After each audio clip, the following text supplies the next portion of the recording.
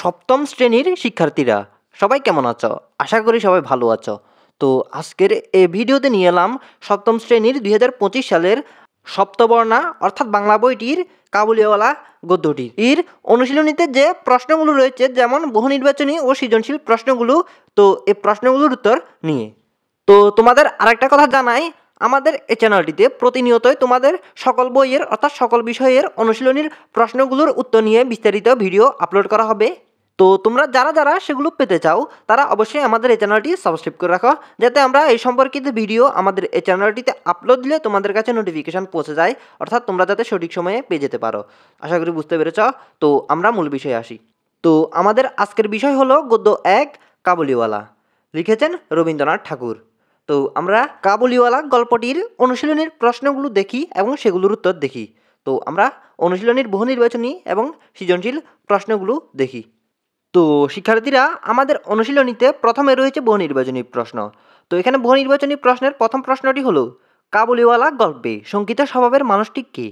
তো এই প্রশ্নটির উত্তর হলো খ, মিনির মা। তারপর 2 নম্বর প্রশ্নটি, মিনির বাবার মনে একটু ব্যথা বোধ হয়েছিল কেন? তো এই প্রশ্নটির উত্তর হলো ঘ, মিনির সাথে রহমতের দেখা না হওয়ায়। তারপর আমরা দেখতে পাচ্ছি উদ্দীপকটি পড়ো, 3 ও 4 নম্বর প্রশ্নের উত্তর দাও। তো আমরা উদ্দীপকটি পড়ি একবার। তো উদ্দীপকে আমরা দেখতে পাচ্ছি, ফাতেমা চৌধুরী অফিসে যাওয়ার পথে প্রায় একটি পথ শিশুকে রাস্তায় শুয়ে থাকতে দেখেন। একদিন তিনি ছেলেটিকে কিছু খাবার দিতে চাইলে সে ভয়ে পালিয়ে যায়। কয়েকদিনের চেষ্টায় ছেলেটি তার সাথে নানা গল্পে মেতে ওঠে। এখন প্রায় দিনই তিনি ছেলেটির জন্য বাসায় তৈরি খাবার নিয়ে আসেন। কখনো তার দেখা না পেলে খুব চিন্তিত হয়ে উঠেন তিনি। তো আমরা এখানে 3 নম্বর প্রশ্নে দেখতে পাচ্ছি, উদ্দীপকের ফাতেমা চৌধুরীর সাথে কাবুলিওয়ালা গল্পের কোন চরিত্রের মিল আছে? তো 3 নম্বর প্রশ্নটির উত্তর হলো ক, রহমত। তারপর আমাদের বহু নির্বাচনী প্রশ্নে 4 নম্বর প্রশ্নটি, উদ্দীপকে কাবুলিওয়ালা গল্পের কোন দিকটি ফুটে উঠেছে?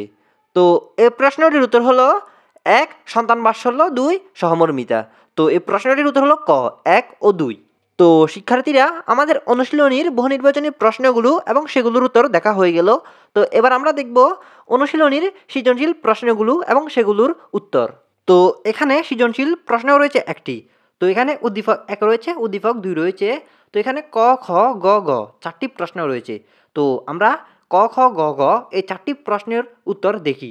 তো এখানে ক নম্বর প্রশ্নটি, কাবুলিওয়ালার মলিন কাগজটিতে কী ছিল? তো এই প্রশ্নটির উত্তর হলো, কাবুলিওয়ালার মলিন কাগজটিতে তার মেয়ের ছোট হাতের চাপ ছিল। তারপর খ নম্বর প্রশ্নটি, রহমতকে কারাবরণ করতে হয়েছিল কেন? তো এই প্রশ্নটির উত্তর হলো, লেখকের প্রতিবেশীকে সাংঘাতিক আঘাত করার অপরাধে রহমতকে কারাবরণ করতে হয়েছিল। লেখকের এক প্রতিবেশী রামপুরি চাদরের জন্য রহমতের কাছে সামান্য ঋণগ্রস্ত ছিল, কিন্তু প্রতিবেশী মিথ্যা কথা বলে সেই দেনা অস্বীকার করে। এ নিয়ে সে লোকের সঙ্গে ঝগড়া করতে করতে রহমত তাকে ছুরি দিয়ে আঘাত করে, আর এই অপরাধ করার কারণে তার কয়েক বছরের কারাদণ্ড হয়। তারপর ঘ নম্বর প্রশ্নটি, উদ্দীপক 1 অংশে কাবুলিওয়ালা গল্পের কোন দিকটি প্রকাশ পেয়েছে ব্যাখ্যা করো। তো এখানে আমরা প্রথমে উদ্দীপক 1কে কি বলা হয়েছে দেখি।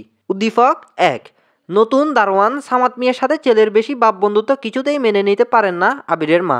তিনি স্বামীকে বোঝান বিভিন্ন ফন্দি করে অনেক মানুষ এখন অন্যের বাচ্চা চুরি করে, সামাদ মিয়াও তো একদিন তেমন কিছু করতে পারে। তো এই উদ্দীপক 1-এর সাথে কাবুলিওয়ালা গল্পের কোন দিকটি প্রকাশ পেয়েছে, তোমাদের এই প্রশ্নের উত্তরটি দেখাই। তো ঘ নাম্বার প্রশ্নটির উত্তর হলো, উদ্দীপক 1 অংশে কাবুলিওয়ালা গল্পের মিনির মায়ের সংখ্যার বিষয়টি প্রকাশ পেয়েছে। শিশু পাচারকারীরা শিশুদের খাবার, খেলনা প্রভৃতি দিয়ে বশ করে, তারপর সুযোগ বুঝে শিশুদের তারা চুরি করে এবং পাচার করে দেয়। এদের ভয়েই বাবা মা শিশুদের বাইরের কারো সংস্পর্শে যেতে দেন না। কাবুলিওয়ালা গল্পে মিনির মা মিনির প্রতি কাবুলিওয়ালার যে স্নেহ সেটি নিয়ে শঙ্কিত ছিলেন। কাবুলিওয়ালা রহমত সম্পর্কে তিনি একেবারে নিঃসংশয় ছিলেন না, তাই মিনির বাবাকে বলেছিলেন তার প্রতি বিশেষ দৃষ্টি রাখতে। মিনির মায়ের মতোই উদ্দীপকের আবিরের মাও শঙ্কিত ছিলেন ছেলের সঙ্গে নতুন দারোয়ানের বন্ধুত্ব নিয়ে, কারণ তিনি জানতেন অনেক মানুষই বিভিন্ন ফন্দি করে বাচ্চা চুরি করে পালিয়ে যায়। এ কারণে সামাদ মিয়াকে বিশ্বাস করতে পারেনি। তাই বলা যায় যে উদ্দীপক 1 অংশে আলোচ্য গল্পের মিনির মায়ের সংখ্যার বিষয়টি প্রকাশ পেয়েছে। তো এ প্রশ্নটির উত্তর ব্যাখ্যা করা হলো। তো এটি হলো তোমাদের অনুশীলনীর সৃজনশীল প্রশ্নটির গ নাম্বার প্রশ্নের উত্তর। তো এবার আমরা দেখব ঘ নাম্বার প্রশ্নটির উত্তর। তো ঘ নাম্বার প্রশ্নে বলা হয়েছে উদ্দীপকের সামাদ মিয়া যেন কাবুলিওয়ালা গল্পের মূল ভাবকে ধারণ করে আছে, বিশ্লেষণ করো। তো আমরা উদ্দীপক 1 কিছুক্ষণ আগে ফুটলাম। তো এবার আমরা উদ্দীপক 2 কি বলা হয়েছে দেখি। যেহেতু এই প্রশ্নগুলোর উত্তর লেখার জন্য অবশ্যই আগে উদ্দীপক পড়তে হবে। তো উদ্দীপক 2 বলা হয়েছে 12 বছর আগের ছোট্ট আবির আজ কলেজ থেকে ফেরার পথে সড়ক দুর্ঘটনায় হাসপাতালে। রক্তের জন্য বাবা মা বিভিন্ন জায়গায় যোগাযোগ করছেন। খবর পেয়ে সামাদ মিয়া ছুটে এসে হাউমাউ করে কাঁদতে কাঁদতে বলেন, সাহেব, আবির বাবার জন্য আমার সব রক্ত নেন। আমার নিজের ছেলেরে হারাইছি, ওরে হারাইলে আমি বাঁচুম না। তো ঘ নাম্বার প্রশ্নটির উত্তর আমরা দেখি। উদ্দীপকের সামাদ মিয়া যেন কাবুলিওয়ালা গল্পের মূলভাবকে ধারণ করে আছে, মন্তব্যটি যথার্থ। সন্তানের প্রতি ভালোবাসা, মমত্ববোধ সব পিতামাতার অন্তরেই বিরাজ করে।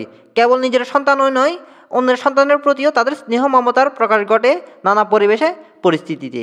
অনেক পিতামাতা নিজ সন্তানকে হারিয়ে অন্যের সন্তানের মাঝে তার সন্তানকে খুঁজে পায়। কাবুলিওয়ালা গল্পে রহমত তার ছোট্ট মেয়েটির কাছ থেকে দূরে থাকায় মিনির মাঝেই তার সাদৃশ্য খুঁজে পায়। মিনিকে তাই নিজ সন্তানের মতোই ভালোবাসে। মিনির জন্য সে ফেস্তা, বাদাম, কিশমিশ নিয়ে আসে। এমনকি দীর্ঘদিন পর জেল থেকে চাঁড়া পেয়ে আকুল হয়ে ছুটে আসে মিনিকে দেখতে। উদ্দীপকের সামাদ মিয়াও মালিকের ছেলে আবিরকে নিজ সন্তানের মতোই স্নেহ করে। তাই আবিরের দুর্ঘটনায় খবর শুনে সে পাগলের মতো ছুটে আসে। তারপর উদ্দীপকের সামাদ মিয়ার মধ্যে একজন ফিতার এই স্নেহ প্রবণতায় প্রকাশিত হয়েছে। অন্যদিকে কাবুলিওয়ালা গল্পের মিনির ফিতা ও কাবুলিওয়ালার মধ্যে দিয়ে একজন ফিতার স্নেহ প্রবণ মন ও মানসিকতারই প্রকাশ ঘটে, যা কাবুলিওয়ালা গল্পের মূল ভাব। তাই বলা যায় উদ্দীপকের সামাদ মিয়া যেন কাবুলিওয়ালা গল্পের মূল ভাবকেই ধারণ করে আছে। তো শিক্ষার্থীরা, এটি ছিল গ নাম্বার প্রশ্নের উত্তর। তো সপ্তম শ্রেণীর শিক্ষার্থীরা, এর মধ্যে আমাদের কাবুলিওয়ালা গদ্যটির অনুশীলনের মধ্যে যে সৃজনশীলটা রয়েছে সেই সৃজনশীলটার উত্তর দেখা হয়ে গেল। তো আমরা বহু নির্বাচনী প্রশ্নগুলো দেখলাম এবং সেগুলোর উত্তর দেখলাম এবং সৃজনশীল প্রশ্নটি দেখলাম এবং সেই প্রশ্নগুলোর উত্তরও আমরা দেখলাম। তো এর মধ্যে আমাদের এই গদ্যটির অনুশীলনীর সকল প্রশ্ন এবং সেগুলোর উত্তর দেখা হলো। তো দেখা হবে পরবর্তী অধ্যায় এবং পরবর্তী অধ্যায়ের অনুশীলনীর প্রশ্নগুলোর উত্তর নিয়ে। তো তোমরা অন্যান্য অনুশীলনীর প্রশ্নগুলোর উত্তর যদি এভাবে পেতে চাও তাহলে অবশ্যই মনে করে চ্যানেলটি সাবস্ক্রাইব করে যাও। তো আমাদের আজকের এই ভিডিওটি ছিল এটুকু। আশা করি তোমাদের কাছে ভালো লেগেছে। যদি ভালো লেগে থাকে তাহলে ভিডিওতে অবশ্যই একটি লাইক দিয়ে যাবে। দেখা হবে পরবর্তী ভিডিওতে। তো সবাই ভালো থেকো। আল্লাহ হাফেজ।